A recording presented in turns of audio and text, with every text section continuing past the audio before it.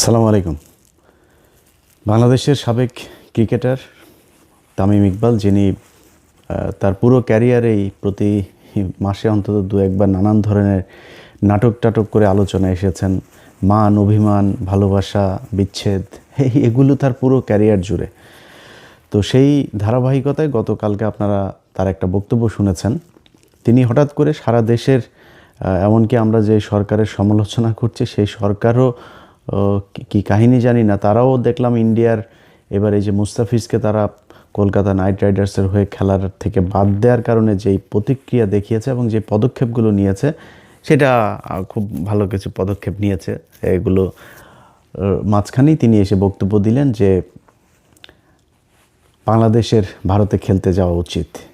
বাংলাদেশের নাকি 90 থেকে 99% টাকা নাকি আইসিসি তারপরে বাংলাদেশকে দেয়। আপনারা এটার খুব সহজ হিসেবটা যেটা মিলাবেন সেটা হচ্ছে যে বাংলাদেশে যে ম্যাচগুলো হয় এগুলো বাংলাদেশের প্রতিটা দেশেরই ক্রিকেটের জন্য এই যে ম্যাচের যে ফি থেকে বোর্ডকে যে টাকাটা দেওয়া হয়, কিছুদিন আগে আপনারা জানেন যে পাকিস্তানে যখন ক্রিকেট হয়নি সেই দেশে, এই হোম ক্রিকেট বন্ধ থাকার কারণে সেই দেশের কিন্তু ক্রিকেটের বোর্ড যেটা, সেই পিসিবি কিন্তু দেউলিয়া হয়ে যাওয়ার মতো অবস্থা হয়েছিল। অর্থাৎ আইসিসি যদি সব দেশের 90 থেকে 99% টাকা দিত তাহলে পাকিস্তানের এই অবস্থা হইতো না। এই কথাটা পুরোপুরি মিথ্যা কথা। এখন এই মিথ্যা কথা হঠাৎ করে তিনি এসে বললেন কেন, সেটা মূলত আজকের আলোচনা। খেলাধুলা নিয়ে আলোচনা করার সময় নাই, সেটা আলোচনার বিষয়ও না। এটার সাথে বিরাট একটা ষড়যন্ত্র তত্ত্ব জড়িয়ে আছে। আপনাদের কি মনে হয় যে এই যে প্রথম আলো, এই যে ডেইলি স্টার, এই যে উদীচি, এই যে ছায়ানট, এরকম তাদের কিছু শাখা প্রশাখা আছে যেগুলো কিনা ভারতের হয়ে বাংলাদেশে কাজ করে, এরা দেখবেন কিছু হইলেই বাংলাদেশের এই যে ইসলামের বিরুদ্ধে, ইসলাম এবং 71 দুইটাকে সাংঘর্ষিক করে তারপরে এটা নিয়ে তারা নানান বক্তব্য দেশে দেখবেন যে হাজার হাজার ঘটনা ঘটে যাবে, কোনো সমস্যা নাই। হঠাৎ করে তাদের পছন্দ মতো একটা ঘটনা নিয়ে এই যে কিছু নারীবাদী আছে আর এই ওই যে শাহবাগী কিছু এসে চুলচুল বড় বড় তারপরে গাঁজা টাজা খায়, এগুলো এসে এক জায়গায় বসে যাবে। এটা হচ্ছে তাদের নিত্য নৈমিত্তিক রুটিন ওয়ার্ক। এটা কেন করে? কারণ ওইখান থেকে টাকা পয়সা পায়, সেইটা পেয়েই তাদের একটা নির্দিষ্ট রুটিন করে দেওয়া আছে যে এই মাফিক তাদেরকে কাজ করতে হবে, এবং এই কাজগুলো কখন কি করতে হবে সেটাও কিন্তু ওই দেশের সরকার, ওই গোয়েন্দা সংস্থাই কিন্তু তাদেরকে ঠিক করে দেয়। তামিম ইকবালের বিষয়টাকে আমি ব্যতিক্রম কোনো কিছু দেখি না, এটা কোনো বিচ্ছিন্ন ঘটনা। তাকে নিয়ে হঠাৎ করে তাকে দিয়ে কেন বলানো হলো? আমার ধারণা যে এই মুহূর্তে যদি মাশরাফি স্বাভাবিক অবস্থায় থাকতেন, সাকিব থাকতেন, যাদের ক্রিকেটে ব্যাপক জনপ্রিয়তা আছে, এই ধরনের কিছু মানুষ যদি থাকতেন তাহলে তাদেরকে দিয়ে বলাইতো। তো মন্দের ভালো হিসাবে তামিম ইকবাল তিনি আছেন যেহেতু, তাকে দিয়ে কথাগুলো বলিয়েছে। আপনাদের কিছু জিনিস মাথায় রাখা দরকার। তামিম ইকবাল হঠাৎ করে তিনি যে সুরে কথা বলেছেন যে বাংলাদেশের স্বার্থের জন্যই, আপনার বাহ্যিকভাবে শুনে মনে হবে যে এই দেশের ক্রিকেটের জন্য, এই দেশের জন্যই বোধহয় তিনি কথাগুলো বলছেন। আচ্ছা, যদি মনে করেন বাংলাদেশের জন্যই ওনার ক্রিকেটের জন্য এত ভালোবাসা, এত প্রীতি নিয়ে উনি কথাগুলো বলবেন, আপনাদের মনে আছে যে ওনার কথা অনুযায়ী যে বাংলাদেশ যদি এখন বিশ্বকাপ খেলতে না যায় তাহলে বিশাল আকারের ক্ষতি হয়ে যাবে, 10 বছরের জন্য পিছিয়ে যাবে। এই ভারত বাংলাদেশকে এই 2016 থেকে 16-17 থেকে আপনি যদি কয়েকটা এশিয়া কাপ যদি আপনি চিন্তা করেন, বিশ্বকাপে এই ভারতের আম্পায়ার, 2টা এশিয়া কাপ তো আমরা জেতা, 2টা এশিয়া কাপকে তারা হারিয়েছে। সেই বিশ্বকাপের জন্য উনি কোনো কথা বলেছিলেন যে ভারত আমাদেরকে হারিয়েছে? যদি সেটা আমরা জিততাম, মনে করেন একটা এশিয়া কাপ থাকার মানে কি, এশিয়ার বাঘ, সে এশিয়ার শ্রেষ্ঠ, এটাই তো তাদের বিশাল ব্যাপার। আপনি 1997 সালে যেদিন, আমি ছোট তখন, কিন্তু আমার এই মনে আছে যে আমি আমার একটা প্যান্ট বানাতে যাচ্ছিলাম আমাদের চুয়াডাঙ্গা জেলা শহরে। তো ওই দিন হঠাৎ করে দেখি, আমি তার আগ পর্যন্ত জানিও না যে ক্রিকেট বলে পৃথিবীতে কোনো খেলা আছে, তার আগের দিন পর্যন্ত আমি জানি না। সবাই দেখছি রেডিও নিয়ে, তারপরে এই কানের মধ্যে নিয়ে তারপরে শুনছে কি একটা যেন ধারাভাষ্যকার কথা বলছে, ফুটবলের মতোই মনে হয়, আমি জানি না কি হচ্ছিল। হঠাৎ করে আমি আবার আসার সময় দেখি ট্রেনের মধ্যে পুরো রং টং মেখে সারা দেশে বিরাট উল্লাস। ওই দিন টেলিভিশন পত্রিকা সব এই বিশ্বকাপ পরের দিন, মানে ওই যে আইসিসি যেটা বাংলাদেশ জিতে বিশ্বকাপে খেলার মর্যাদা অর্জন করলো, আকরাম খান যে অধিনায়ক ছিলেন। তো ওই একটা ম্যাচ আজকে যে বাংলাদেশের ক্রিকেট সেই জায়গায় নিয়ে এসছে। এই এশিয়া কাপের 2টা এশিয়া কাপ যদি বাংলাদেশ জিততো, তাহলে বাংলাদেশ মানসিকভাবে আরও বিশাল আকারে উঠে যেত না সামনে। সেটা নিয়ে তামিম ইকবাল কোনো দিন ভারতকে বলেছে যে তোমরা এই চুরি করো, তোমরা এইভাবেই করো। বরং ওই ম্যাচের মধ্যে সাকিব আল হাসানকে তাও দেখেছি যে মোটামুটি একটু তর্জন গর্জন করেছে, তারপরে এ কথা বলে নেই। তারপরেও ধরেন ওনার বিশাল ভালোবাসা, উনি বাংলাদেশের ক্রিকেটকে বাঁচাইতে চায়। আচ্ছা, এই যে শেখ হাসিনার সরকার, এই শেখ হাসিনার সরকার আমরা কেন এই যে বিভিন্ন আপনার এই ফ্যাসিস্ট, আপনার এই যে কালচারাল এই ফ্যাসিস্ট যে গণমাধ্যম, ফ্যাসিস্ট যেই আপনার আমলা প্রশাসন, এদের ব্যাপারে আমরা এত তৎপর কেন? এদের বিচারটা কেন চাই? কারণ হচ্ছে যে এই শেখ হাসিনা গেল 15 বছরে যত হত্যা, খুন, গুম যা করেছে সেটার জন্য এরা দায়ী, এরা তাদেরকে সহায়তা করেছে, এই জন্যই তো এদের বিচার চাই। আচ্ছা, এবার আসেন আপনি 2018 সালের একটা নির্বাচন। 2014 সালে যাই হোক বিএনপি আসে নাই। আমি সত্যি কথা বলি, আমি সেদিন কাজে গিয়ে তারপরে বাথরুমে গিয়ে কান্না করেছি। মানে এত খারাপ লাগছিল 2018 সালের সেই নির্বাচনটার রাতে। আপনাদের তো রাত, আমাদের এখানে তখন সকাল। এত খারাপ লাগছিল যে এইভাবে মানুষের চোখের সামনে মানুষকে এইভাবে বোকা বানিয়ে এই নির্বাচনটা এরকম করা যায়।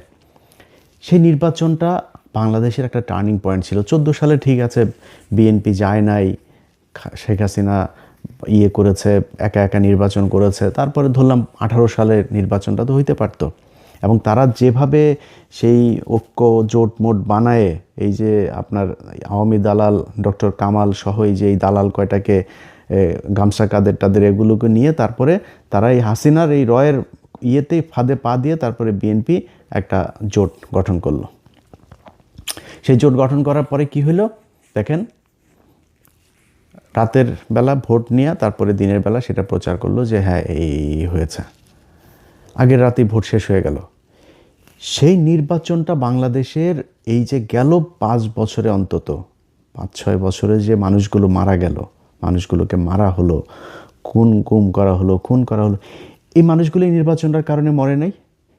এই জন্য আমরা চাই যে এই নির্বাচন, এই প্রশাসন, এই যে জনপ্রতিনিধি সহ যারা সাংবাদিক, শিক্ষক, যারা এই শেখ হাসিনাকে সমর্থন দিয়েছে তাদের সবার বিচার হইতে হবে। আচ্ছা, তাদের যদি বিচার হয়, তাদের অনেকের বিচার হচ্ছেও, সেনাবাহিনীর পর্যন্ত বিচার হচ্ছে, তাহলে ক্রিকেটারদের বিচার হওয়া দরকার না? কেন জানেন? 2018 সালের নির্বাচনের পরে 2000 এই দিন আরেকটা নির্বাচন। আচ্ছা, আপনাদের মনে আছে এই যে মাশরাফি বিন মুর্তজা এমপি হলেন, ওই সময় দেশের যে পরিস্থিতি এবং মাশরাফি বিন মুর্তজার যে জনপ্রিয়তা ছিল, আমি বিশ্বাস করি মাশরাফি বিন মুর্তজা যদি মিরপুর স্টেডিয়ামে যায়, একদম স্টেডিয়ামের শেষ মাথায় উঠা যদি একটা মাইক হাতে নিয়ে ডাক দিত যে বাংলাদেশে আমরা এই হানাহানি আর চাই না, শেখ হাসিনা, খালেদা জিয়া, তাদের ভেতরের যে সমস্যা, এটা আমরা ক্রিকেটার যারা আছি, আমি অন্তত আমার জায়গা থেকে ডাক দিলাম, বাংলাদেশের মানুষ সবাই এখানে আসেন, যদি না আসে তাহলে আমি এখান থেকে, মানে সে কিছু একটা শর্ত দিতে পারতো। সে যদি এসে ডাক দিত এই দেশের, আমি বিশ্বাস করি তার যে জনপ্রিয়তা, যে নিরপেক্ষতা তার ছিল, যে গ্রহণযোগ্যতা ছিল, সে ডাক দিলে বাংলাদেশের অন্তত 2-4-10 লাখ মানুষ সেদিন চলে আসতো তার ডাকে। এবং আমার বিশ্বাস যে রাজনৈতিক দলগুলিও একটা করতো না, আসলে আমাদের মনে হয় একটা জায়গায় আসা উচিত। কারণ একটাই মাত্র জায়গা, সেটা হচ্ছে ক্রিকেট, যেইখানে বাংলাদেশের মানুষ কোনো দলাদলি করে না। এই ক্রিকেট যখনই আসে তখনই বোঝা যায় যে এই দেশের মানুষের কত দেশপ্রেম, সবাই এক হয়ে যায়। সেই ইন্ডিয়া হোক, পাকিস্তান হোক, ইংল্যান্ড হোক, অস্ট্রেলিয়া হোক, যেটাই হোক, ক্রিকেটে আমরা সবাই এক। এখন এই যে ক্রিকেট নিয়ে আমরা এক হয়ে আপনাদেরকে এত ভালোবাসা দিলাম, দেশের জন্য আপনাদের এত ভালোবাসি, আপনি 2018 সালে যখন দেখলেন যে আপনার তো অবসরের সময় চলে এসেছে, মানে আপনার যে জনপ্রিয়তা, আপনি যা করতে পারতেন ওইটার দিকে তাকাইলেন না, একটু দেশের কথাও চিন্তা করলেন না। আপনার জাস্ট যেহেতু অবসরে চলে যাবেন, এখন আপনার পরে কি করবেন, নিজের পকেটে ঢুকতে হবে, টাকা পয়সা, ধান্দাবাজি, নিজের ক্ষমতা লাগবে, কি দিয়ে হবেন, ব্যাস নৌকায় ঢুকে গেলেন। 2024 সালে আমি পৃথিবীর ইতিহাসে এরকম কোনো ক্রিকেট মানে প্লেয়ার দেখি না, এমন কোনো ক্রিকেট টিম দেখি না পৃথিবীর ইতিহাসে। বিচ্ছিন্নভাবে এই ইয়েতে আপনার ভারতে একটা হয়েছিল, সেও অবসরে ছিল এরকম একজন প্লেয়ার। মানে বাংলাদেশের সাকিব, মাশরাফি, ওইদিকে একবার তামিম যায় হাসিনার সাথে, একবার মুশফিক যায় হাসিনার কাছে, পুরো টিম ধরে আপনার নির্বাচনী ইয়েতে গেল, নির্বাচনী প্রচারণায় তারা অংশ নিল, একদম পুরো টিম ধরে। আমার মনে আছে, আমার চোখে এখনও ভাসছে যে তারা এই ওই যে গাড়িগুলোতে, গাড়ির বহন নিয়ে তারপরে তারা মিছিল করছে, নৌকার মিছিল। এই পৃথিবীর ইতিহাসে এমন কোনো জায়গা আছে যে এই দেশে এরকম ঘটনা ঘটেছে, পুরো ক্রিকেট টিম ধরে যায়, আপনারা একটা রাজনৈতিক দলের নৌকার মিছিলে যান, আপনারা একজনের ভোট করেন, আপনারাও এমপি হইতে যান, ভারত থেকে খেলা বন্ধ করে, খেলা থুয়ে দিয়ে তাড়াতাড়ি করে এসে ঢাকায় এসে আপনার সাকিব আল হাসান সে যে কাগজপত্র সাইন করে দিয়ে গেল, মনে আছে আপনাদের? এই ক্রিকেট টিম, আপনারা যে খেলাধুলা করেন, আপনাদেরকে আমরা বিশাল ভালোবাসি। আপনারা আমাদের দেশের হয়ে খেলা যখন করেন, বুকের মধ্যে হাত দিয়া রবীন্দ্রনাথের চুরি করায় আমার সোনার ধনের বাংলা একটা গান, এই ধনের বাংলা গাইতে গিয়া তারপরে কি হয়, আপনারা বোঝান আরে বাবা বিশাল ভালোবাসা। আপনারা কিসের ভালো, আপনি টাকা নেন, টাকা ছাড়া খেলেন নাকি? বাংলাদেশের এমন কোনো সেক্টর নাই যে এত টাকার মালিক হওয়া যায়, ক্রিকেট খেললে যত টাকার মালিক হওয়া যায়, কোটি কোটি টাকার মালিক হওয়া যায়। আজকে যে মুস্তাফিজকে নিয়ে আমরা এত কান্না করছি, আপনাদের মনে আছে মুস্তাফিজকে, এই যে মহেন্দ্র সিং ধোনি, এই ধোনির মতো এত ভদ্র প্লেয়ার যারা আমরা খুব ভদ্র মনে করি, ধোনি এবং কোহলি দুইজনকে আমি ব্যক্তিগতভাবে তাদেরকে এই পছন্দ করি, এর মতো ভদ্র প্লেয়ার আমাদেরকে মানে চুনোপুটি মনে করে, তেলাপোকা মনে করে। এই মুস্তাফিজরা একবার মনে আছে পিচের মাঝখানে কীভাবে ধাক্কা দিয়ে, ইচ্ছাকৃতভাবে ধাক্কা দিয়ে মুস্তাফিজকে ফেলে দিয়েছিল, মনে আছে আপনাদের? মুস্তাফিজের যদি লজ্জা থাকতো তারপর থেকে আর কোনদিন ভারতে খেলতেই যেতে চাইতো না, ওইটার প্রতিবাদ করা হইতো। ওনারা ভারতের সামনে গেলে মনে হয় একদম মানে ওই যে আইপিএলে ডাকবে কিনা ওইটা মাথার মধ্যে থাকে, ওইটা মাথায় থাকার কারণেই ওই করে আর কি, মানে ওরা যাই করুক সেটাকে তারা অ্যাকসেপ্ট করে নেয়। সেটাই ঘটেছে, সেটা সবার ক্ষেত্রে ঘটেছে এবং মুস্তাফিজের ক্ষেত্রে সেটাই ঘটেছে। সে যায়, যে খেলে আসে এবং আমার বিশ্বাস সামনেও যাবে, আবারও যাবে, কারণ ওরা তো দেশের জন্য খেলে না, দেশপ্রেমে ওদের ভেতরে নাই, ওরা টাকার জন্য খেলে। টাকা বলেন যে বিসিবি আর কোনো প্লেয়ারকে মাসিক টাকা দিবে না, দেখেন না খেলা খেলতে যায় কি না, টাকার জন্য খেলে। তারপরেও ভাই আপনারা খেলাধুলা করেন, কোনো সমস্যা নাই, আপনাদের কারণে। সেটা আপনি যদি এখন মনে করেন বিএনপি আছে, এখন জামাত আছে, এখন তো আওয়ামী লীগ নাই, আমি চাই না আপনারা, ইভেন আপনি অবসরে গেলেও আমরা চাই না যে আপনারা কোনো দিন কোনো দলে আসেন, কারণ আপনারা এমন একটা জায়গায় যে আপনাদের জন্য এই দেশের সব মানুষের ভালোবাসা আছে, সব মানুষ আপনাদের। হ্যাঁ, যদি বিশাল কোনো জাতীয় কোনো ক্রাইসিস তৈরি হয়, আপনারা একটা কথা বলেন যে ঠিক আছে আমাদের এইটা এখন করা উচিত, এটা জনগণ যেটা প্রত্যাশা করে, জনগণ যেটা চিন্তা করে, এরকম কথা বলেন, আমার বিশ্বাস সবাই মেনে নেবে। কিন্তু খামোখা এই যে নির্বাচনে যাওয়া, এমপি হওয়া, তারপরে ধান গম চুরি করার আশায় এই সংসদে যাওয়া, এটা তো আপনাদের দিয়ে মানায় না, আপনারা করতে পারেন না এটা, কারণ আপনাদেরকে আমাদের পকেটে টাকা দিয়ে আপনাদেরকে দেওয়া হয়, খেলতে সুযোগ দেওয়া হয়। আপনারা মনে করেন না যে আপনারা ফ্রি বাংলাদেশের জন্য খেলেন। তো সেই কাজগুলি তারা করেছে। আপনি এই গত 15 বছরের বাদ দিলাম, যদি 18 সাল থেকে 24 পর্যন্ত এই 5-6 বছরের কথাও যদি বলি, যে প্লেয়ারগুলো চুপচাপ 3 আগস্ট 2024 তারিখ 3 আগস্টও এই তামিম ইকবাল সে প্রধানমন্ত্রীর কার্যালয়ে গিয়েছে। ওই আমার এই ফেসবুক পেজে আমি গতকালকে একটা পোস্টে দিয়েছি, দেখেন সেখানে সে স্বাক্ষর করে গিয়েছে। সেখানে যারা যারা গিয়েছে একটা ওই দিনের যেই লগ শিট সেটা আমাদের কাছে আছে, সেটা আপনি সেখানে সে 3 তারিখে গিয়েছে। 3 তারিখে যাওয়ার মানে কি, আপনি এই জুলাই মাসে যে মানুষগুলোকে হত্যা করা হয়েছে আপনি সেটার পক্ষে কাজ করেছেন, এই জন্য আপনি হাসিনার কাছে গিয়েছিলেন।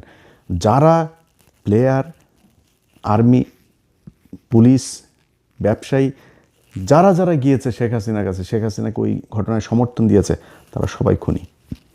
এই জন্য আমরা চাই যে এদের সবার বিচার হওয়া দরকার। আপনি দেখেন এই আসিফ নজরুল উপদেষ্টা হয়েই তারপরে কি বলল, যে আমরা হাজার হাজার এই যে মামলা হয়েছে, হাজার হাজার আসামি করা হয়েছে। আরে বেটা, হাজার হাজার কি, লক্ষ লক্ষ আসামি হওয়া দরকার। কারণ যেই ব্যক্তি আওয়ামী লীগ করেছে সেই হত্যা মামলার আসামি হবে। এখন যে সরাসরি একজনকে খুন করেছে, সরাসরি একজনকে গুম করার সাথে জড়িত ছিল, একজনকে গুলি করেছে, তার শাস্তি এক হবে। যে একটা ওয়ার্ডের সভাপতি ছিল, একজন কর্মী ছিল, ওই বৈষম্য বিরোধী আন্দোলনের ওই ছাত্রদের বিরুদ্ধে ওই পাশে মিছিল করেছে, অবস্থান নিয়েছে, তার বিচার অন্য আরেকটা হবে, সে যদি কাউকে মেরে না থাকে। আর বিচার তো হইতে হবে। এসেই বললেন না, এত মানুষের, এত হাজার হাজার মানুষের বিরুদ্ধে এইভাবে মামলা দেওয়া ঠিক হয়নি, এই কথা যেদিন বলেছে সেই দিন থেকেই এই আসিফ নজরুল আওয়ামী লীগের হয়ে তারপরে কাজ করছে। আওয়ামী লীগ, আসিফ নজরুল এসে এবার আপনার বিশাল আকারের নাকি তিনি আইন বিভাগের নাকি বিশাল কিছু করে ফেলেছেন। তো কি করেছেন হচ্ছে জামিন এখন খুব দ্রুত করা যাবে, আপনার অনলাইনে পেয়ে যাবেন এবং অনলাইন থেকে সাথে সাথে জামিন হয়ে যাবে। জামিন কারা হবে? ওই যে আওয়ামী লীগের ওদেরকে জামিন করার জন্য উনি তাড়াহুড়া করে এটা করেছেন। যদিও এখনও যারা ওই যে আওয়ামী লীগের সময় যেই আলেমরা জেলে গিয়েছিলেন, বিডিআরের লোকজন জেলে আছেন, ওই লোকগুলির জামিনের বেলায় আবার ওনাদের 4 দিন 5 দিন 6 দিন আমি এইখান থেকে দোষণ না দিলে আবার ওনারা ছাড়েন না। কিন্তু আওয়ামী লীগের ক্ষেত্রে কিন্তু গোপনে গোপনে, এই যে দিলীপ আগারওয়ালাকে কেউ জানেও না, অ্যাটর্নি জেনারেল, ওই কায়সার কামাল বিএনপির, আর এই আসিফ নজরুল, এই 3 বদমাইশ মিলা তারপরে দিয়ে দিল, জামিন দিয়ে দিল, চলে গেল। ওনারা না কিছু জানেনই না, কিছুই জানেন না ওনারা, এমনি জামিন হয়ে গেল। এক ব্যক্তিকে দিয়ে, একজন জাজকে দিয়ে আপনার একই আদালতের ভিতরে নিয়ে গোপনে গোপনে গোপনে গোপনে 2 মাসের ভেতরে সব খালাস, চলে গেল সে। ওনারা কিছুই জানেন না। তো এইভাবে ওনারা এই আইন বিভাগের বিশাল আকারের সংস্কার করেছেন, এর বাইরে আর কোনো কিছু করেন। এখনও পর্যন্ত ওই যে আপনার আবুধাবিতে যেই বিপ্লবীরা ওইখানে জেলে গিয়েছিল তাদের করা হয়েছে। প্রথম আলো ডেইলি স্টারের ঘটনায় মানে পোস্ট শেয়ার করেছে, এই জন্য তাদেরকে ধরে নিয়ে যাওয়া হচ্ছে। আর ভাই আমার নামে দেন আপনি সবগুলি মামলা, ওদেরকে ধরেন কেন? এই মানুষগুলোরে কষ্ট দিচ্ছেন কেন? এগুলি ভুলে যাবে এরা, এগুলি ভুলে যাবে, এগুলোর জবাব আসবে। এটার জন্য তো আপনাকে নিশ্চয়ই কিছু না কিছু তো পোহাইতে হবে। সময় সব সময় একরকম যাবে না, এগুলো আমরা দেখছি। তো যাই হোক, এই প্লেয়ারদের যে বিষয়টা, এই গত 15 বছরে যা যা ঘটেছে, এই যে আসিফ নজরুলের হাজার হাজার আসামি হওয়া যাবে না, এই প্লেয়ারগুলো আসামি হওয়া উচিত ছিল। কারণ এরাই 2024 সালের এই যে এই ড্যামি নির্বাচনের, এই স্বামী আর ড্যামি মিলা যে নির্বাচন করেছে, এই ড্যামি নির্বাচনের বৈধতা দিয়েছে এরা। এদের কারণে যখন দিয়েছে তামিমের মতো লোক, মাশরাফির মতো লোক, সাকিবের মতো লোক, এরা হাসিনার কাছে যাচ্ছে, এরা করছে। এগুলো দেখে তো মানুষ যারা আন্দোলন করতে চেয়েছে, যারা হাসিনার বিরুদ্ধে, তাদের মনোবল ভেঙেছে। আর যারা হাসিনার লোক তারা আরও চাঙ্গা হয়েছে, আর আমরা তো আর কি, দেশে তো আর জীবনে কোনোদিন সরকার চেঞ্জ হবে না, এরকম একটা পরিস্থিতি তৈরি হয়েছিল, এদের কারণে তৈরি হয়েছিল এটা। এখন এইসব জিনিসগুলোর পরে তাদের ব্যাপারে ব্যবস্থা নেওয়া হয় নাই দেখেই আজকে এরা করছে।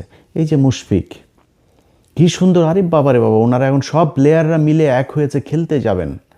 ওনারা সব প্লেয়াররা, মানে ওরা খেলতে যাবেন, খেলতে গেলে মাল পাবে, তো মাল পাবে, এই জন্য খেলতে যাওয়ার জন্য পারাপারি শুরু করে দিয়েছে। ওনাদের ভিতরে কোনো দেশপ্রেম নাই সব কটা। এই যে কালকে দেখেছেন না, ওই বিসিবির পরিচালক নাজমুল ভাই, আপনাকে স্যালুট। আপনি এই তামিমকে যে ভারতীয় দালাল বলেছেন, ও ভারতীয় দালাল, খালি ভারতীয় দালাল না, ও ভারতের মানে এই চামচা, ভারতের আপনার মানে মাল করে, এই ভারতের টাকা খেয়ে তারপরে এগুলি বলেছে।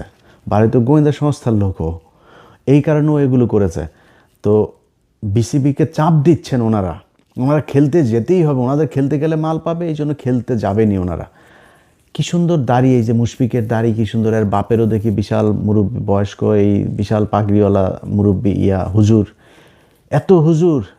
এত আপনি প্রতিবাদ করা শিখছেন এখন। কই এই যে 15টা বছর এতগুলো মানুষের যে মারা হইলো, আপনি জানেন না এটা কি মিথ্যা কথা? এই যে আলেমগুলোরে ধরে আপনার মারা হইতো, এই যে পিলখানায় এতগুলো মানুষ মারা হইলো, এই যে হেফাজতের ঘটনা এতগুলো মানুষ মারা হইলো, আপনারা একটা কথা বলেন নাই তো? একদিনে তো একটা দেশপ্রেম দেখাইলেন না যে না এটা করা উচিত না, কি হইতো? আপনি তো খেলাতে আপনি তো মানে অটো চয়েস ছিলেন দলের, আপনারা তো টিম থেকে বাদ দিয়ে দিতে পারতো না, একটা কথা বলেন নাই। এখন আপনি এসছেন বিশাল আকারের দেশপ্রেম দেখাইতে আর হচ্ছে গিয়ে নীতি নৈতিকতা শিখাইতে। কারণ কি, খেলতে যেতে হবে। আর ওই যে ইন্ডিয়া থেকে মাল দিচ্ছে, এইটা বলো এইটা বলে ঠিক করো এরকম করো, এই বলে এইটার কারণে তারা এগুলো করছে। এখন তারা খেলতে যেতে চায়, বিসিবিকে নানানভাবে চাপ দিয়ে, নানান নেগেটিভ, নানান মিডিয়াও এখন দেখেন না, মিডিয়াগুলো তো এগুলো সব ইন্ডিয়ান টাকা মালেই চলে, এগুলোর দিয়া এরা এখন একটা তৈরি করতে চাচ্ছে যে না খেলতে যেতে হবে, বাংলাদেশে খেলতে না গেলে বিশাল আকার। আরে বেটা, খেলতে আমরাও যেতে চাই, বাংলাদেশ তো খেলতে যেতে চায়, কেন খেলবে না বাংলাদেশ? বাংলাদেশ যেটা চায় যেভাবে, এটা আন্তর্জাতিক নিয়মের ভেতরে রেখে সেই ক্লোজগুলো দিয়েই তো বিসিবি তাদেরকে চিঠি পাঠিয়েছে যে আমরা এই কারণে তোমাদের এখানে খেলতে যেতে পারছে না, আমার নিরাপত্তার কারণে। আমার একটা প্লেয়ার যেখানে নিরাপদ থাকতে পারে না, ওটা তো জঙ্গি রাষ্ট্র এই ভারত। পৃথিবীর মধ্যে সবচাইতে নিকৃষ্ট জঙ্গি রাষ্ট্র হচ্ছে এইটা। এর দেশে আপনি তো জীবন নিরাপত্তা নিয়ে আসতে পারবেন না। সো আমার সেই কারণ দেখিয়ে আমি চেয়েছি যে আমরা করব না, অথচ তিনার এখন খেলতে যাবেনি। খেলতে যাওয়ার এই কারণেই এখন নতুন করে তৈরি করেছেন মিথ্যা কথাবার্তা বলে 90 থেকে 99% টাকা আমাদের আইসিসি দেয়, আমাদের খেলতে না গেলে সব প্লেয়াররা সব ধ্বজভঙ্গ হয়ে যাবে। বিশ্বকাপ খেলতে জানলে তো বিশ্বকাপে আপনি মনে করেন নকআউট খেলা একটা ম্যাচ খেলে যখন আউট হয়ে যান তো কী হয়েছে? এরপরের বিশ্বকাপে খেলবেন, পরের বিশ্বকাপে কি ভারতে হবে নাকি? পরে হোম সিরিজ খেলবেন, বাইরে যাবেন, সফরে যাবেন, খেলবেন। এর জন্য কি হইলো, কি সমস্যা? এগুলোর ন্যারেটিভ তৈরি করে তারপরে এই ভারতের যে বয়ান সেটাকে আমাদের দেশে প্রতিষ্ঠিত করতে চায়, এর বাইরে কোনো কিছু না। যাই হোক, আমরা এই প্লেয়াররা যেই আমাদের আবেগ নিয়ে খেলে তাদের পয়সার জন্য, এটা আজকে বোঝানোর জন্যই মূলত এই ভিডিওটা করলাম। আর ভবিষ্যতে কোনো প্লেয়ার যারা বাংলাদেশের জাতীয় দলে খেলাধুলা করে, এই খেলাধুলাকে খেলাধুলার জায়গায় রাখতে চাই। আমি এমনকি ছাত্র রাজনীতিরও বিরুদ্ধে, কিন্তু সেটা সম্ভব না, যদিও এটা কেউই মানবে না, সবাই গোপনে গোপনে করবে। সো আমি এটারে নিয়ে অন্তত খেলার বিষয়টাতে এটা যেন হয়। এবং ভারতের বিরুদ্ধে বর্তমান সরকারের যে অবস্থানটা নিয়েছে এই মুস্তাফিজের ব্যাপারে, এটার প্রতি সরকারের প্রতি সর্বোচ্চ সমর্থন জানিয়ে শেষ করছি। আল্লাহ হাফেজ।